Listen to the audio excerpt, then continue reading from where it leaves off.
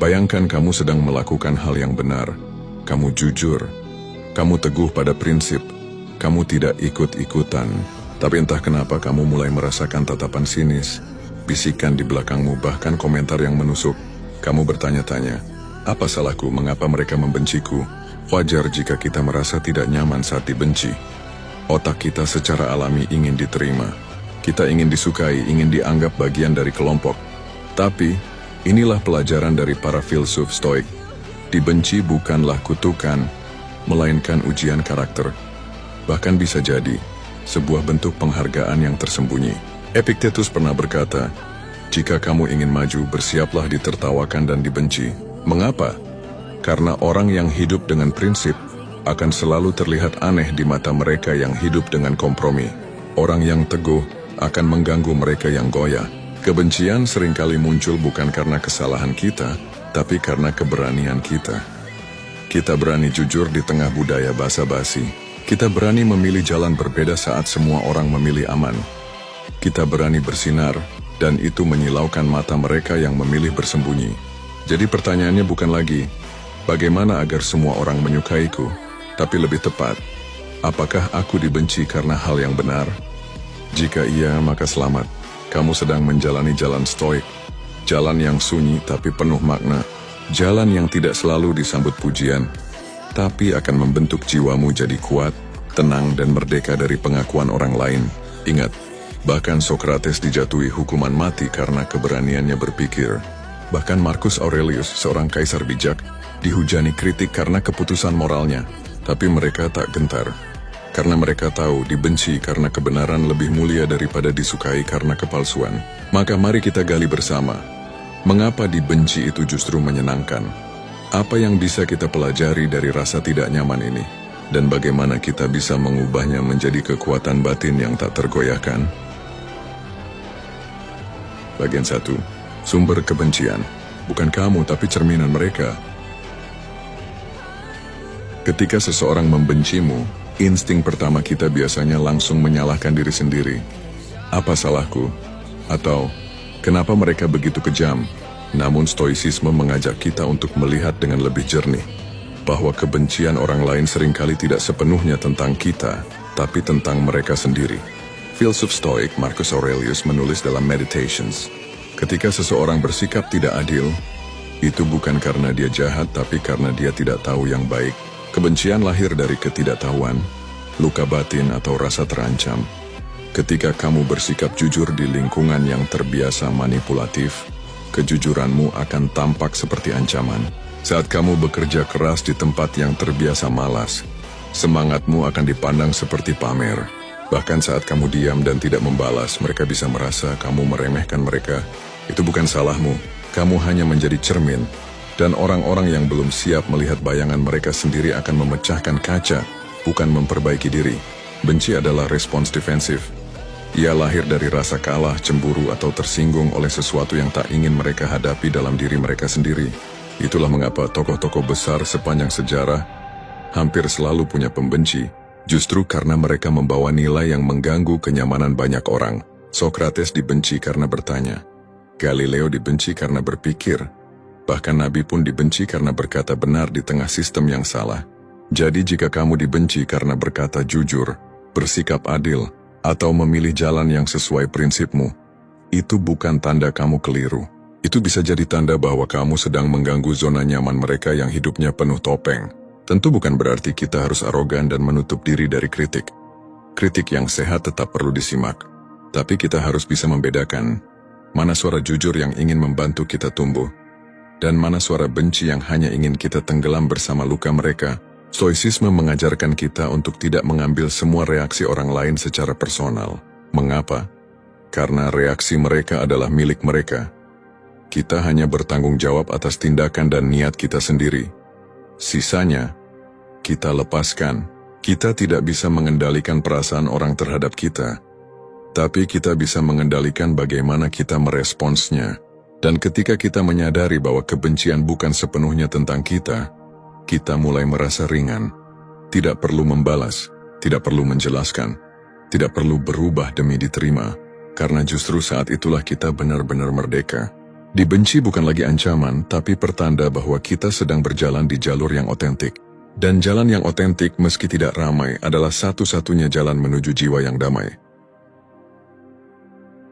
Bagian 2. Dibenci itu tanda kamu tidak menyerah pada standar orang. Di dunia yang serba haus validasi, banyak orang hidup dengan satu tujuan, disukai. Mereka akan berpakaian seperti yang orang lain anggap keren, berkata seperti yang orang lain ingin dengar, bahkan menjalani hidup seperti yang dunia anggap normal.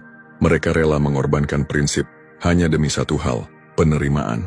Namun dalam filosofi Stoik, mengejar penerimaan adalah perang yang tidak pernah selesai. Hari ini kamu disukai karena yang satu, besok kamu harus berubah menjadi berbeda. Jika kamu hidup untuk standar orang, maka kamu akan terus mengorbankan dirimu sendiri. Lama-lama, kamu tidak tahu lagi siapa dirimu sebenarnya, dan itulah mengapa dibenci bisa jadi pertanda kamu sedang menjadi dirimu sendiri. Ketika kamu memilih berkata jujur, meski menyakitkan, mungkin orang akan membencimu. Ketika kamu menolak ikut dalam kebiasaan yang salah, kamu dianggap sok suci. Ketika kamu tidak ikut dalam arus mayoritas, kamu akan dianggap aneh atau sombong. Tapi itu semua bukan tanda kegagalan. Dalam kacamata Stoik itu tanda kemenangan kecil. Karena kamu memilih hidup berdasarkan nilai, bukan tekanan sosial. Epictetus menulis, jika kamu ingin maju, kamu harus siap dikritik, dijauhi, bahkan dibenci. Kamu tidak bisa memuaskan semua orang dan tetap memegang prinsip. Dan memang, menyenangkan semua orang itu mustahil. Bahkan orang sebaik apapun akan tetap dibenci. Lihatlah tokoh-tokoh bijak, bahkan mereka tidak luput dari cemooh. Bukan karena mereka salah, tapi karena mereka berani berbeda. Perbedaan itu mengganggu mereka yang nyaman hidup dalam keseragaman. Kejujuranmu akan menjadi ancaman di lingkungan yang penuh kepalsuan. Kesederhanaanmu akan mengusik mereka yang hidup dalam pamer. Keteguhanmu akan menyakitkan bagi mereka yang mudah kompromi. Jadi ketika kamu dibenci, cobalah lihat lagi alasan di baliknya. Apakah karena kamu membela yang benar? Apakah karena kamu menolak tunduk pada standar yang salah? Apakah karena kamu menjaga integritas meski harus berjalan sendiri? Jika jawabannya ya, maka kamu tidak perlu berubah, justru kamu perlu teguh. Dalam pandangan Stoik, hidup bukan tentang popularitas, tapi tentang keutamaan, virtue, dan keutamaan itu jarang populer. Karena itu, kamu tidak akan bisa mengejar keduanya sekaligus. Jika harus memilih, Stoik akan berkata, pilih keutamaan. Biarkan pujian atau kebencian datang dan pergi. Kamu tetap pada jalanmu. Itulah seni hidup bebas. Saat kamu tak lagi terikat pada standar luar, kamu benar-benar merdeka. Dan meski dibenci, kamu akan tetap tenang. Karena kamu tahu kamu tidak hidup untuk memenuhi ekspektasi siapapun, kecuali dirimu sendiri dan nilai yang kamu pegang. Bagian 3. Membedakan kritik dan kebencian, mana yang patut didengar? Tidak semua yang terdengar menyakitkan adalah kebencian, dan tidak semua yang tampak lembut adalah kebaikan. Inilah pentingnya memilah. Mana kritik yang membangun dan mana kebencian yang hanya ingin merobohkan. Filsafat Stoik tidak mengajarkan kita untuk jadi keras kepala atau anti masukan. Justru sebaliknya, Stoicisme mengajarkan kerendahan hati untuk menerima koreksi. Selama itu berasal dari niat baik dan bertujuan memperbaiki. Namun Stoik juga membekali kita kebijaksanaan untuk tidak menyerap racun yang hanya menyamar sebagai nasihat. Marcus Aurelius berkata dalam Meditations, jika seseorang menunjukkan bahwa aku berpikir atau bertindak keliru, aku akan dengan senang hati memperbaikinya, sebab mencari kebenaran adalah tugasku. Tapi jika maksud mereka hanya mengejek dan menjatuhkan, aku tidak punya urusan dengan itu. Dua orang bisa mengatakan kalimat yang sama, tapi dengan niat yang berbeda. Contoh, kamu terlalu idealis. Jika itu datang dari seseorang yang peduli padamu, mungkin ia sedang membantumu melihat realitas. Tapi jika datang dari orang yang merasa terancam oleh prinsipmu, mungkin itu hanyalah serangan yang dibungkus kepalsuan. Maka penting untuk bertanya, apakah orang ini mengenalku secara utuh? Apakah dia punya rekam jejak ingin aku tumbuh? Apakah ucapannya menyasar perilaku atau menyerang kepribadianku? Apakah setelah berkata, dia tetap membuka ruang diskusi atau hanya ingin menang? Jika jawabannya negatif, maka bisa jadi kamu sedang berhadapan dengan kebencian, bukan kritik. Dan dalam Stoicisme, kamu tidak wajib menjawab setiap suara. Tidak semua komentar pantas mendapat respon. Kadang, diam adalah bentuk kekuatan. Seneca, filsuf stoik lainnya, menulis, orang bijak tidak akan membuang waktu menjelaskan pada mereka yang tidak ingin memahami. Karena energi kita terbatas dan terlalu berharga untuk dihabiskan membalas mereka yang tidak ingin melihat kita berkembang. Kita harus mengarahkan fokus pada pembelajaran, bukan pembelaan. Kritik yang sehat akan menguatkan kita, meski terasa perih. Tapi kebencian hanya akan melemahkan jika kita biarkan masuk terlalu dalam. Maka tugas kita adalah menyaring, bukan menolak semua masukan. Dengarkan dengan kepala dingin, tanggapi dengan hati tenang. Jika ada kebenaran di dalam kritik, ambillah. Jika hanya ada kebencian, lewati saja. Itu bukan makanan bagi jiwa kita. Dengan begitu, kita tidak mudah tumbang oleh komentar. Kita tetap belajar, tanpa jadi budak pujian atau korban hinaan. Dan pada akhirnya itulah sikap stoik sejati. Tegar dalam badai, tapi tetap lentur dalam pelajaran. Bagian 4. Menikmati kebencian, seni menerima tanpa terluka. Kedengarannya aneh, bukan? Menikmati kebencian, seolah kita diminta bersyukur saat dihina atau tertawa ketika difitnah. Tapi bukan itu maksudnya. Dalam stoicisme, menikmati kebencian bukan berarti menyukai rasa sakit. Ini soal mengelola emosi dengan bijak, dan tidak membiarkan kebencian orang lain mencuri ketenangan kita. Stoik sejati memandang kebencian bukan sebagai serangan pribadi, tapi sebagai kesempatan untuk berlatih keutamaan. Ketika kamu dihina, kamu bisa memilih antara marah atau sabar. Ketika kamu difitnah, kamu bisa memilih antara membalas atau diam. Dan setiap kali kamu memilih jalan yang tenang, kamu sedang melatih otot mentalmu menjadi lebih kuat, lebih kokoh, lebih merdeka. Epictetus berkata, bukan hal di luar yang menyakitimu, tapi penilaianmu tentang hal itu. Jika kamu mengubah cara pandangmu, kamu akan bebas. Jadi ketika seseorang membencimu, sebenarnya kamu tidak terluka karena kebenciannya. Kamu terluka karena kamu menganggap itu penting. Tapi jika kamu belajar untuk melepaskan harapan agar semua orang menyukaimu, maka kebencian itu tidak akan menyentuh intimu. Itulah seni stoik, melatih jarak batin terhadap hal-hal yang tidak bisa kita kendalikan. Kamu tidak bisa mengatur isi kepala orang lain, tapi kamu bisa mengatur responsmu. Dan ketika kamu bisa tersenyum tetap tenang, bahkan tetap berbuat baik kepada mereka yang membencimu, maka kamu telah naik satu tingkat dalam perjalanan hidupmu. Menikmati kebencian bukan berarti pasrah, tapi itu berarti kamu tidak lagi dikendalikan oleh emosi negatif.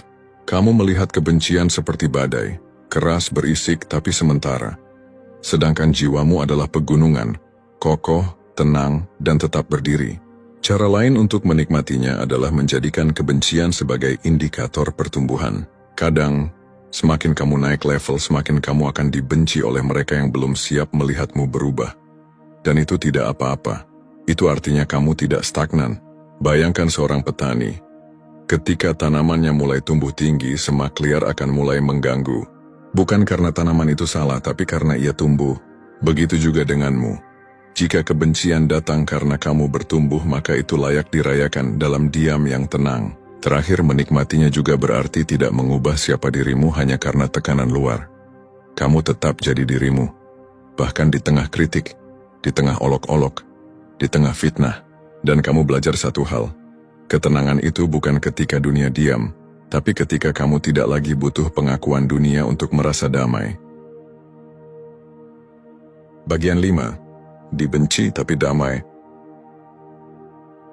Setelah memahami bahwa dibenci bukan sepenuhnya masalah pribadi, bahwa dibenci sering berarti kamu sedang berjalan di jalur kebenaran, dan setelah belajar memisahkan kritik dari kebencian serta menikmati kebencian tanpa terluka, maka tiba saatnya kita menyentuh inti ajaran stoik.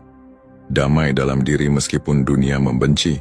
Marcus Aurelius, sang kaisar filsuf, sering merenung bahwa kedamaian batin tidak datang dari persetujuan dunia luar, melainkan dari keselarasan antara pikiran, perasaan, dan tindakan kita sendiri. Yodius Semberskern, jangan biarkan dunia luar mengacaukan hatimu. Damai sejati ada pada mereka yang mengendalikan diri, bukan mereka yang dikuasai oleh pendapat orang. Inilah puncak dari seni hidup stoik, kebebasan dari kebutuhan akan pengakuan orang lain. Dibenci berarti kamu sudah melepas satu beban besar, kebutuhan untuk selalu menyenangkan semua orang. Dan ini adalah salah satu beban terbesar yang sering membuat manusia gelisah, stres, dan kehilangan arah. Dengan melepaskan kebutuhan itu, kamu menemukan kedamaian yang tidak tergantung pada pujian, perhatian, atau persetujuan. Bayangkan jika setiap kali kamu melakukan sesuatu, kamu hanya berfokus pada apa yang kamu anggap benar dan baik, bukan pada bagaimana orang akan menilaimu. Bukankah itu jauh lebih ringan? Disinilah letak kekuatan seorang stoik. Dia tidak terombang-ambing oleh komentar baik atau buruk. Dia tidak gembira hanya karena dipuji dan tidak hancur karena dicaci. Ia tahu bahwa yang penting adalah integritas batin, dan itu adalah sesuatu yang tidak bisa dirampas oleh siapapun. Sokrates pernah berkata, hidup tanpa refleksi adalah kehidupan yang tidak layak dijalani. Dalam konteks ini, refleksi berarti memahami bahwa kebencian orang lain bukanlah musuh, melainkan alat untuk menguji dan memperkuat diri.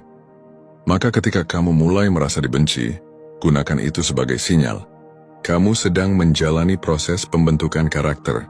Kamu sedang belajar untuk berdiri sendiri, tanpa perlu bergantung pada penerimaan. Kamu sedang membangun fondasi jiwa yang kokoh. Ini bukan hal yang mudah. Jalan stoik memang jalan sunyi dan berliku. Tapi di ujungnya ada ketenangan dan kebebasan sejati, yaitu kebebasan dari pengaruh opini orang yang tidak bisa kita kendalikan. Kamu tidak perlu takut lagi untuk berbeda, untuk dianggap aneh atau untuk dibenci, karena yang kamu cari bukanlah persetujuan dunia, tapi ketenangan hati. Dengan demikian, kebencian menjadi bagian dari perjalanan yang justru kamu syukuri. Ia menjadi guru keras yang mengajarkan keberanian, keteguhan, dan kedamaian. Dan inilah pesan terakhir. Jadilah seperti pohon yang tetap berdiri kokoh di tengah badai. Badai boleh datang, angin boleh mengguncang, tapi akar yang kuat akan membuatnya tetap tegak. Begitu juga dengan jiwamu. Dibenci bukan akhir, tapi awal dari keutuhan diri. Pada akhirnya kita semua ingin hidup damai, tapi banyak yang keliru jalan. Mereka mengejar penerimaan, mengemis validasi, berharap dunia mencintai mereka agar bisa merasa utuh.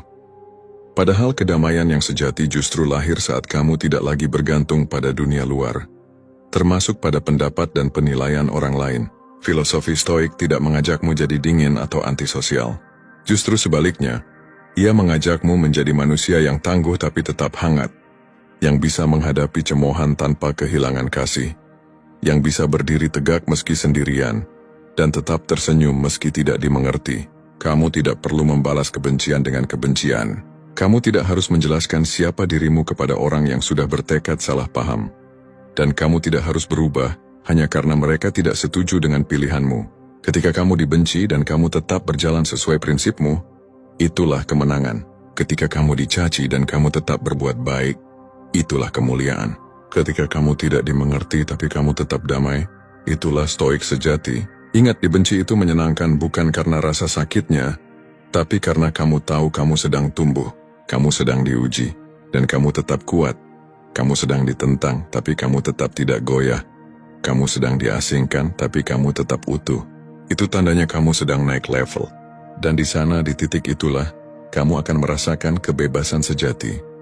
Bukan karena semua orang menerimamu, tapi karena kamu sudah menerima dirimu sendiri. Jangan takut dibenci. Takutlah jika kamu mengorbankan jati dirimu hanya demi disukai.